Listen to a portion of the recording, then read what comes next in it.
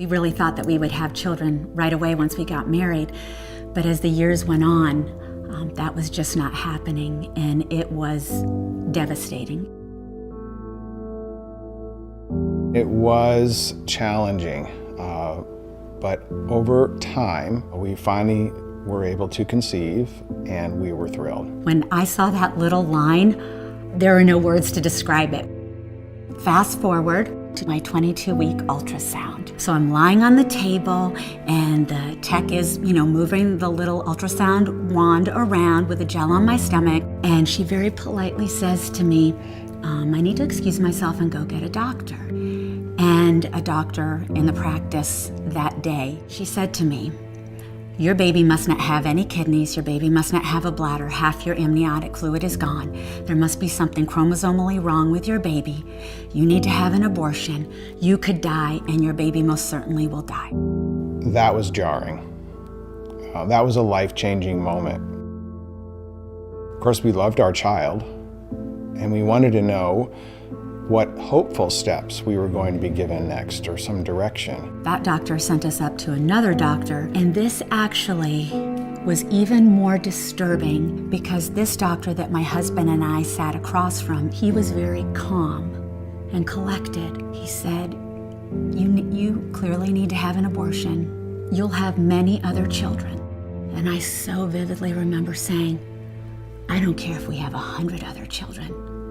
This life matters, and we want this life. And he said, but you don't understand. Your child probably won't even live. Your child clearly has a chromosomal abnormality that is not compatible with life. There's no way that this child would live. And if for some reason this child did live, this child would have no quality of life. And finally, as we were getting toward the end of the conversation, my husband said, clearly, we are not going to abort. So what will you do for us? What can we expect? And he said the most chilling words. He said, in my 7 years of practice, nobody in your position has ever not aborted. We asked him if there were other tests he could do. He said, the only other test I could offer you is an autopsy report. And he went on to say, go home and wait for your baby to die. And when you come back in for one of your visits, there will no longer be a heartbeat, and you will give birth to a stillborn child. At which point, my wonderful husband and I went home, devastated, honestly, wanting to shut ourselves away from the world and just devastated. And my amazing mom, she said, Suzanne, is there still a heartbeat? And I said, well, yes. She said, Suzanne, if there's a heartbeat, there is hope. We reached out to a doctor at our church. And he said, we'll honor your request to fight for your baby's life. And immediately they put me on bed rest. And we were rushed into the operating room, and it was an emergency C-section. And they said, because there's no amniotic fluid, if by chance she is alive, she will be too weak to cry. And there was a drape. My husband could see on the other side, I couldn't. And then I remember seeing Rachel come up over the top of that sheet, and she was very tiny.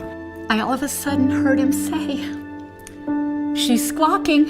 And the doctors were joking because they said, she's so feisty and willful. She kept sticking her hands up trying to grab the doctor's stethoscope. And they thought she would be too weak to cry. They thought she would be too weak to move. It was something I'll never forget. And you can't really put words to it either. All I kept thinking was, she's alive. She's alive.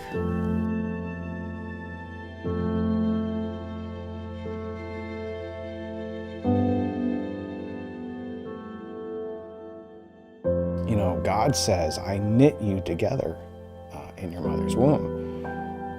So God knew her before we did and had value in her. And if we didn't know God or that verse, I can't imagine how that would have changed our perspectives. My name is Rachel Mary, and if my parents wouldn't have fought for me, I would have missed out on a life that is such a joy.